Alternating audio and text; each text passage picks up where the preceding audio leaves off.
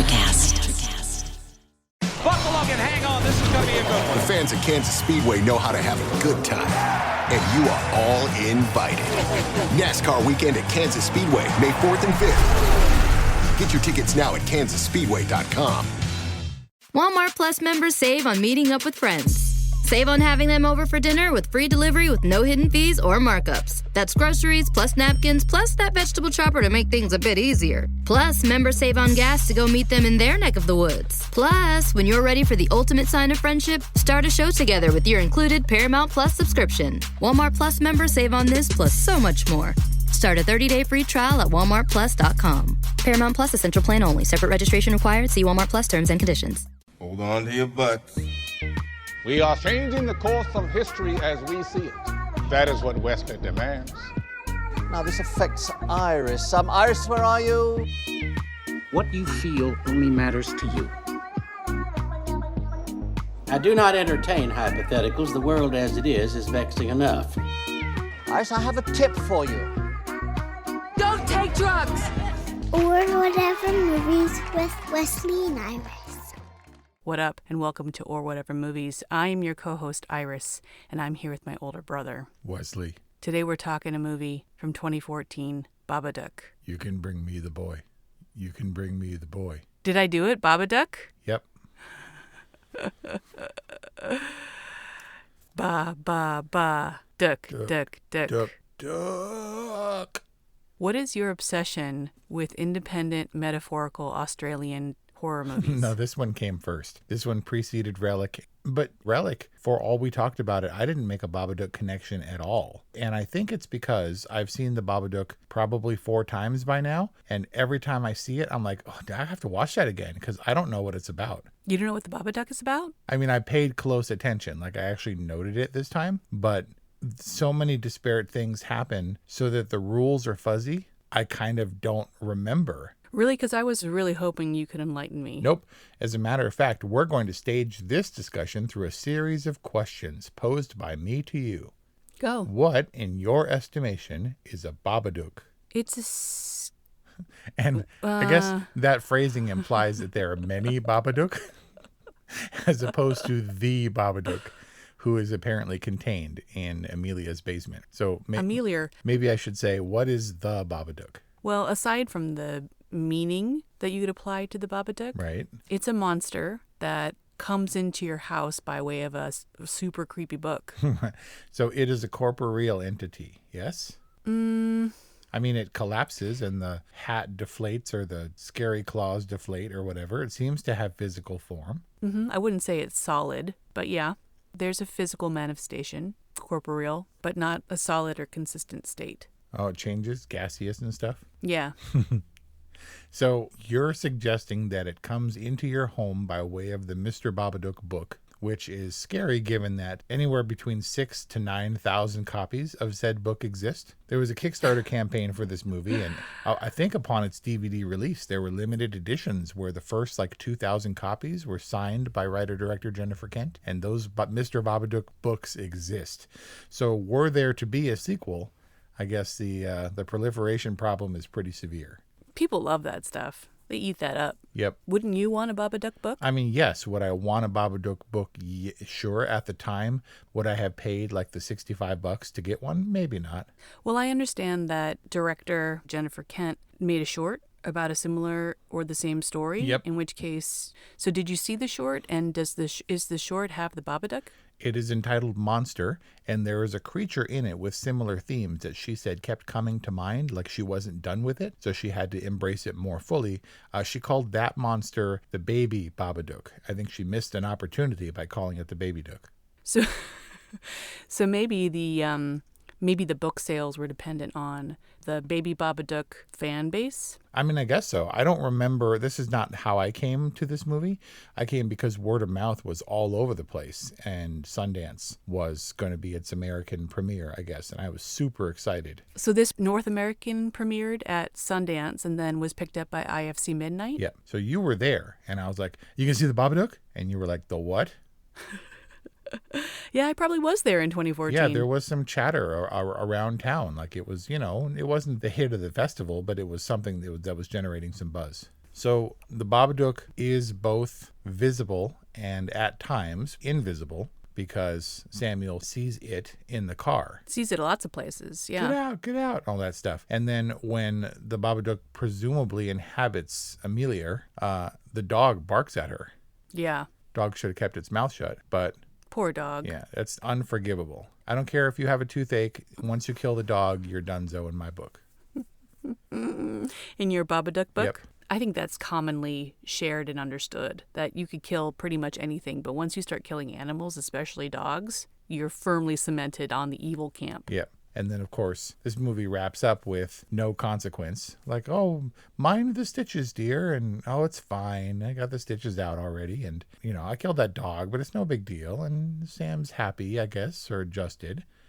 But that seems to be dealing with the Babadook, banishing it or relegating it to the basement, is her dealing with processing the death of Sam's dad 7 years prior. And we're getting a little bit deep psychologically into that already. But everyone seems better. Which is weird because the ending, timeline-wise, takes place all of maybe a week after that horrendous night. I think it was 2 weeks because... Well, it's 2 weeks out of school for Sam, but we spend a whole week in horror. True. But she's up and around with her leg and has already had the stitches out. That was full force butcher knife over his head, plunge into the thigh. Maybe there were lots like internal stitches because I don't think that's like a 1 week and done. I don't think so either. But then again, she also, when she like chased him, she wasn't limping all that much. She came down the stairs and he tripped her up. She had Babadook energy. I mean, he was tough, but he's kind of what I expect from little boys in a way. Like, or I don't know. Why does he become so sweet after she starts going crazy? Like, was he ever possessed by the Babadook? And that's my question. He's noticeably better at the end. But yeah. He, number one, he seems like he's on the spectrum and he has a little bit of trouble with stuff. Before things really start to ramp up, he's already preparing his dart gun and stuff, or maybe that's the beginning of it. But then he gets to the point where he's yelling at the air, get out of the car and stuff, and then goes into what the doctor diagnosed as a febrile convulsion. There's definitely something wrong with Samuel, but I don't know if as the Babadook's presence becomes undeniable, if he's scared because he's reacting to the Babadook, seen or unseen, and it seems like his trajectory or his the progress that the Babadook makes encroaching on each of them is different because she sees the Babadook at completely different times. As a matter of fact, when he sees the Babadook, presumably she can't see it at all. And vice versa. The number one Babadook no-no is to deny it. Right. And Samuel never does that. Which apparently is why he's always on the offensive. He's always aware, so much so that he can't get any sleep, that he interrupts and disrupts her life where she has adult responsibility. But this is what director-writer Jennifer Kent is saying. She said she was fascinated by this idea that people don't face things. I think the more clinical assessment of that would be, PTSD and resulting depression from her husband's death and her refusal to face it and process it in a way where she says, I don't talk about it. But of course it manifests itself in ways that she can't help, that everyone is aware of. And it seems like her not speaking of it, the unspoken specter of the husband, is continually, looming over her. So is that what the Babadook is? The denial of remorse or unaddressed trauma? Or is that maybe the Babadook's entryway into a person? Is that what makes Amelia a candidate for the Babadook? Yeah, so that's my next question. Does the Babadook gain entry because Amelia is not dealing with the death of her husband and Sam's dad? Or does she manifest it? Is there a long history in whatever the Australian equivalent is of Derry, where every number of years when a single vulnerable person experiences a tragedy, the old Babadook gains power and moves in? Isn't that kind of what the boogeyman is? Yes, but it's important to note there's no precedent for the Babadook. It's a boogeyman type character, yes, but it's an entirely new creation. As unique and as scary as the Babadook movie itself. Definitely fresh, definitely a new take. But back to what the Babadook is. I did pick up that it could be a manifestation of an inability to deal with trauma or accept and process remorse. If you want to broaden it out a bit, the Babadook could also just be a outward manifestation of the monster within us, kind of like the werewolf within. Stop it. The place that you were afraid that werewolves within was going to go. And the place that Relic definitely went. Right. And so there's a marked difference in your attitude towards the Babadook as opposed to Relic. Oh, because I thought Relic was so boring, was really outspoken about it? Well, yeah. I mean, for a good half of the Babadook, I was like, this is like going in the nothing's going to happen territory. But then we actually got some real Babadook action. The Babadook had a real presence, even though it didn't really... I mean, Sam did more damage to his mom than the Babadook did. Yeah, because when the Babadook attacks her from behind, there's like a flesh-ripping sound or something where I thought he was attacking her, but really he was just inhabiting her. Yeah. Entering her. As CinemaSins said, the Babadook enters via the badonkadonk.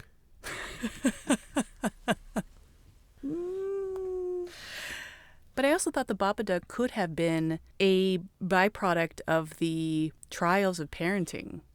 Because what Amelia's experiencing is kind of just parenting. And when you have a kid who's maybe a little bit more difficult, then it is a little bit more hard. Like the not sleeping thing, that's real, homie. No, I get it. And as a single parent post-trauma, when Sam's problem is present, then she just doesn't sleep for weeks and goes a little bit insane. Yeah. And I was trying to understand their relationship a little better in the first half of the movie. Did it seem like maybe there was some weirdness on Sam's part? Like he was maybe a little bit too attached or a little bit too affectionate with his mom? That moment where she said to stop doing that, where he gives her a big hug and like moans a little bit? Yeah. Maybe, but I'm not sure that was Sam's problem. I think that was his mom's problem. She is longing for touch and affection in a way that Sam can't possibly provide. And there's a weird blurring of the lines that's not necessarily morally corrupt. It's just he has needs and that she's unable to provide for and vice versa. I mean, Sam's 6 going on 7. Noah Weissman, notably 6-year-old actor. I mean, definitely not 10 playing for 6. Right. Paloma's 5. She's in a really clingy stage right now. When Brian was in Ohio shooting, she would wake me up consistently every night, like around midnight or 2 or even 4, and want to get in bed with me. And instead of having like an all-out argument with her at 2 in the morning, I would just like let her in. And then it became a thing. And then Brian came home and he's like, And I was like, you don't get to say because you're gone 2 weeks. And now our compromise is that Paloma sleeps at a little cot at the foot of our bed, which she's not allowed to come to until after midnight. This is so weird. I mean, but it's not weird. It's just like it is because I did the same thing. I mean, I wasn't clingy, but I saw a ghost and I was like, nope. And I slept at the bottom of Mom and Dad's closet for what felt like 6 months to me. And maybe it's just a thing, and I certainly don't know if we're doing the right thing. But it seems like a compromise. And it seems like she really needs it. I think the absence of a definitive parental rule book means there's no wrong or right. It's whatever works. Get her to sleep. Exactly. And so I'm trying to reserve all this judgment for Amelia, but then also I'm really feeling her pain. Like when he would just like show up and she's just like, all I want to do is sleep. So like, I don't care, whatever you need or whatever you want to do, like as long as I can go back to sleep. And having those kind of rage-filled, sleepless moments where you're just like, I don't know. Why don't you eat shit?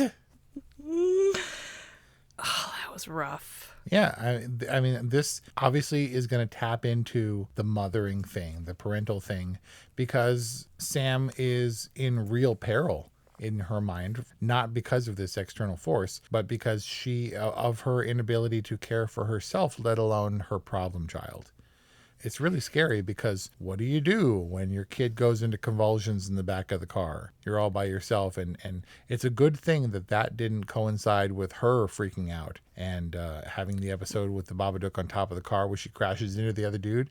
He's like, oh, you're driving on the wrong side of the road with a child in the car, right? What's wrong with you?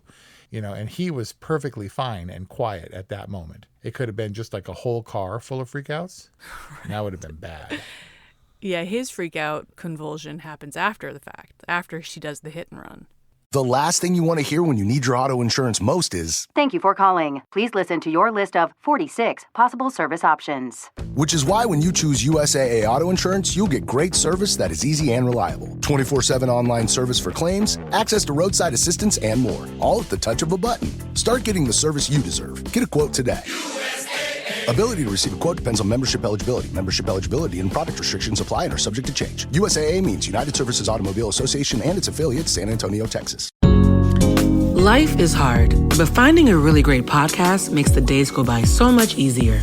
Hi, my name is Blue Telusma. I'm a writer, an emotional intelligence coach, and the host of Humanize with Blue Telusma, a podcast where we believe that when you humanize everyone in the room, a great conversation is almost guaranteed.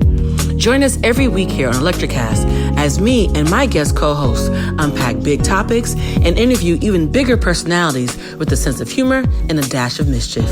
If you're looking for a new best friend in your head, we've got you covered. Electricast.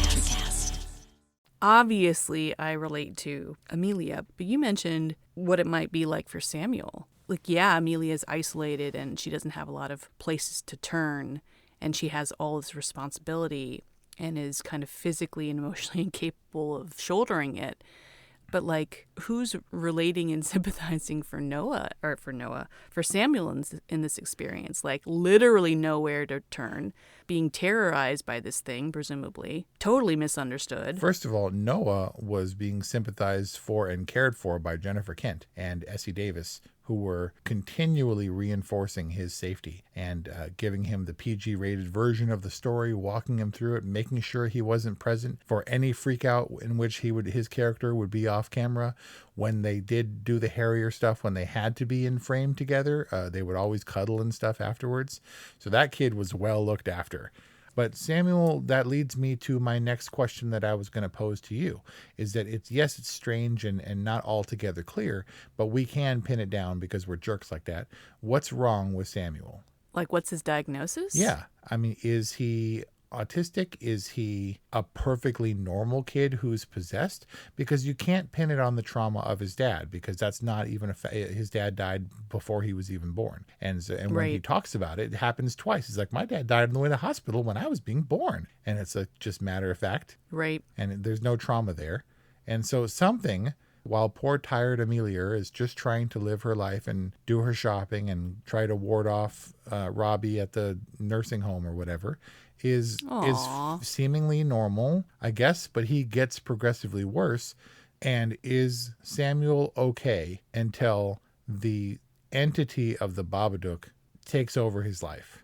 I mean, I certainly can't give him any kind of medical diagnosis, but it seems to me that Sam is a pretty normal kid with maybe some behavioral issues. And the invasion of the Babadook exacerbates his behavioral problems. So he is reactive to the Babadook, as presumably is Amelia. But if we can get analytical, the Babadook most likely is a physical manifestation meant entirely to represent her suppression of her guilt, grief and rage, as evidenced by the fact that when she ultimately faces the Babadook head on and they have a screaming match, it's like, and she's like, wah! And he's like, and she's like, wah! And then it like backs off and runs downstairs and hides in the basement. When she faces it, like depression and grief and trauma, you don't kill it. It doesn't go away. No, but awareness is the first step. It's always present, but you address it in a healthy, head-on manner, and it's still scary. It still screams at her and bends her over backwards and terrifies her, and she appeases it with the worms, and it sucks the worms into its shadow corner and eats them, I guess. And then she goes upstairs and she's like, it's pretty quiet today. And maybe some days are worse than others. Maybe some days she has to do battle with the demon that she's relegated to the basement of her psyche or whatever. But it's always there. What do the worms mean? What does any of it mean? But to assume that her problems are beaten is when it rises up again. And so if she always faces it head on, she can keep it in check.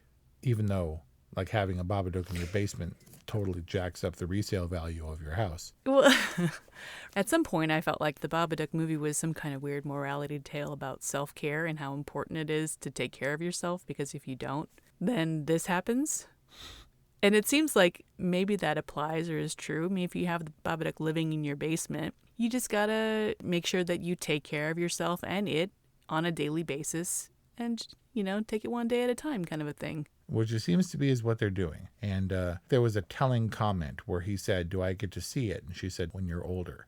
And is that her explaining everything that happened over the course of those days where it seems like she had an episode? Or is it fully explaining what her life is as a single mom as a result of his dad and her husband dying, and how she vaguely associates that trauma with Samuel, where she doesn't want to celebrate his birthday, which you would think would be a good excuse. Yes, it's a reminder, but also it's a joyous occasion celebrating your kid's birth, and it doesn't always have to be about the dad dying. If you have real trauma that in turn impedes your life because of your inability or your unwillingness to process it, that's one thing. But I don't know that everybody has to be kicked in the nuts in order to have psychological, health. Being tough and enduring things, like it builds character. Building character? Right. Yeah. But I don't think that you have to be beaten about the head and ears to be a fully formed human being. I think you need perspective. I think that if you never have to work in customer service or wait tables or whatever, then you're never going to understand that hugely integral component of service and being a customer. But I don't know, we all have our traumas, and I said for a long time, well into adulthood, that I never lost anyone significant. I used to say that the worst that happened was Blackie and Kurt Cobain. Blackie was our cat that we didn't name, by the way. Were the only people I'd lost. And of course we've lost, a lot of people since. No. When we got Blackie, it was the last two. It was Blackie and Stripey, who we brought home, originally named. But it was better than the other two that someone else adopted that went out the door with the names of Kitty and Meowie. Wow.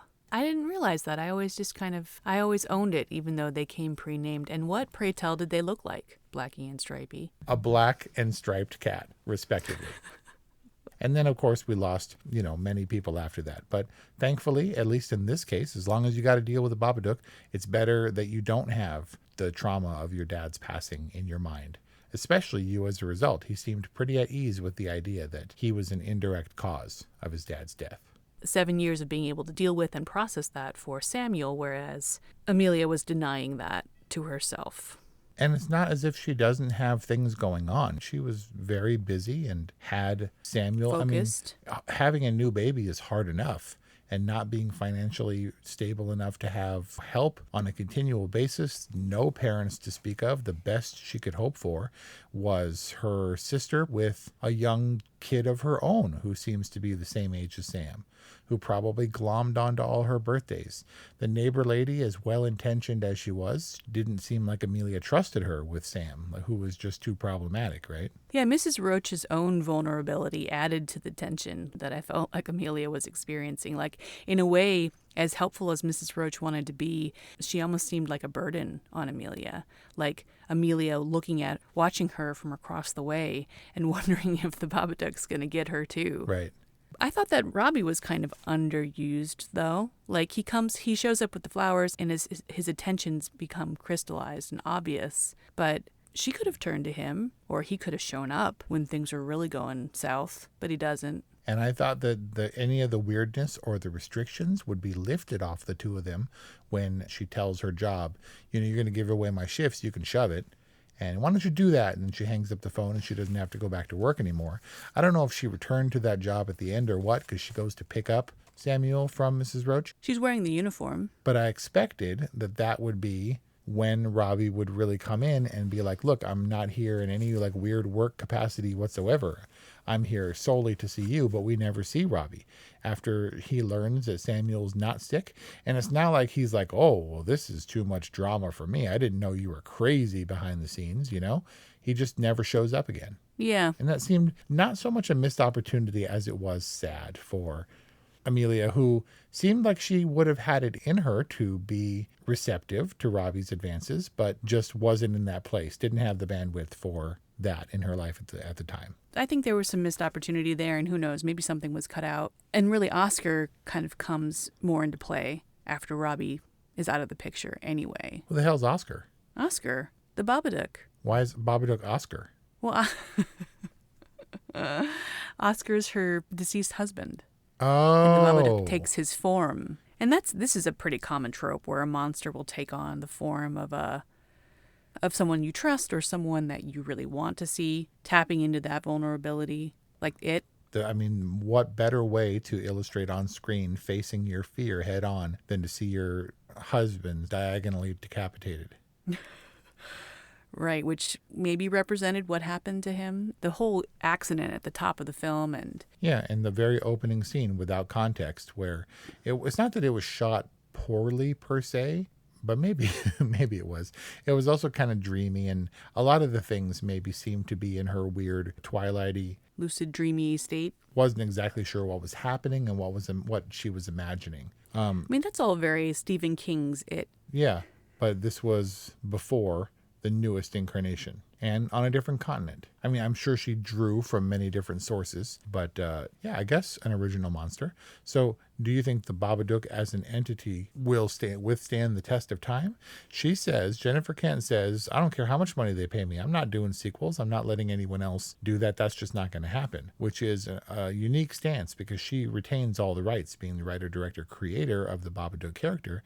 Is this movie enough? Is it fleshed out enough? Is it strong enough? The rules might not be super clear, but the foundation is there to be built upon and expanded upon for sure. I guess in the same way that Pennywise doesn't take the same form all the time, and that stupid clown endures. That clown is everywhere, and all those like Last Supper paintings of all the horror icons with Freddy in the Jesus place and Jason next to him with the machete and like Pinhead. Pennywise is now there with his grin. But not a lot of Babadooks that I didn't see in those. To that end, where does Babadook rank not only in your own personal rating system, but in an overall horror genre? I'm not sure how enduring the Babadook is, especially as a one-off. I think that there are kids or there are people who have that stupid Calvin peeing sticker on their truck who have no idea about Calvin and Hobbes. And it's because Watterson never allowed any merchandising, any marketing beyond his comics. It was never a Saturday morning cartoon, Calvin and Hobbes. It just stands for what it was. And if you missed the boat on Calvin and Hobbes, number one, that's sad. But two, you don't have any reference. And the Babadook is all we've got for this character. This movie is all we have. There might be some books floating around, but there's no Babadook comic or plushie dolls or sequels or novelizations or anything like that. And I'm not sure, given the wonky rules of what the Babadook is, where it comes from, how to defeat it, what it looks like even, that it stands as a legendary creature for all time. That said, it scared me and it's unsettling. I wouldn't say that it's convoluted or ineffective in a way that you thought Relic was, but I also don't know that it's clean enough or clear enough to really stand on its own legs for all time. If you'll note in the Babadook art on the poster and on the book, Babadook doesn't have legs. Was that a joke? Yeah, it's a scary movie and it's definitely an all right, but I don't know if it goes back to legendary territory because like I said, I've seen this movie a few times and I still don't know exactly what it's about. I don't know that it's important to know. It's a little neatly tied up with a bow, in my opinion, for my taste, but still very effective, very scary. Something I definitely recommend not watching at night before you go to sleep when you have a toddler whom you're expecting to invade your bedroom within the next 6 hours. I felt the chills, the thrills. It was scary. It made me think. The Babadook's pretty damn effective. Yeah, let me ask you one more question. Babadook as an entity scary, sure. But also Amelia's kind of scary, right? Like much of... Oh, when you get the shining picture face in the window in the news report? But much of the scary comes from her. She has a great demonic laugh that I don't think was modulated. It's like a Jessica Lange terrifying, like, it's not even a cackle. It's like, freaky, dude. When she does that modulated shriek that has sound effects layered over it, it's legitimately hair-raising for me. Oh, yeah. Very versatile performance in this. As sweet as pie, totally convincing as a good mom, as an adult who's trying to keep it together, really sympathetic, and then totally scary, totally off her rocker, like terrifying, like I would not want to be shut up in a house with her, scary. Yep, that's what happens when you don't get none. Oh, is that what this is about now? It's possible. There's some element of that. Well, I mean, Samuel certainly interrupts her self-pleasuring, and that's made clear. Yep. That took a weird turn. So anyway. Is that where we're ending it? All right. An all right from Wes, a good from Iris. That's our review on the Babadook. I'd really like to see one of these Babadook books, or if there are indeed unsanctioned Babadook plushies. I think that you should have a Babadook-themed Halloween party, Wes. I really did want to be the Babadook. Got to slim down a little bit, but I figure you can just get a black coat and a black hat. When it does leap down at her from the ceiling, you get a clear view of the Babadook's face with how exactly the makeup should be done. I think it can be done. And I think it should be done. What's your list of words that you can't say? No, I'm not going to say them. I just had a list of words compiled of words that were aesthetically unpleasant. That if you violated the list, back in the day when people respected the list, if you violated the list, you would have to buy the entire team of boba. You know, that's not such a bad punishment, especially if you can buy yourself a boba, right? too. Let us know what you think about Babadook. Took me a long time to pronounce that name, but I did it for you because I love you. Our listener. 818-835-0473. Leave us voicemail or whatevermovies@gmail.com. Happy Halloween. And we'll see you next time.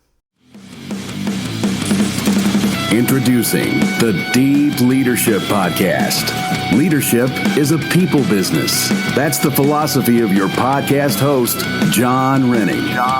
As a former submarine officer who spent 22 years leading businesses in corporate America before starting his own manufacturing business, he knows that leadership matters. Deep Leadership is real-world, actionable leadership advice from John and his expert guests. Become a leader worth following. Subscribe today. Electricast. Welcome to Ringside with Ray and Prince. My name is Ray Leonard Jr. No, that's just my dad. My name is Prince Daniels Jr. Daniels again with a big home touchdown. On this show, we come to humanize athletes, entertainers, business executives. We're going to see what makes them tick. Tuesdays, 10 a.m. Pacific time on Spotify, Apple, Amazon, and wherever you get your podcasts. We'll see you there. Peace and power. Electricast. Electricast.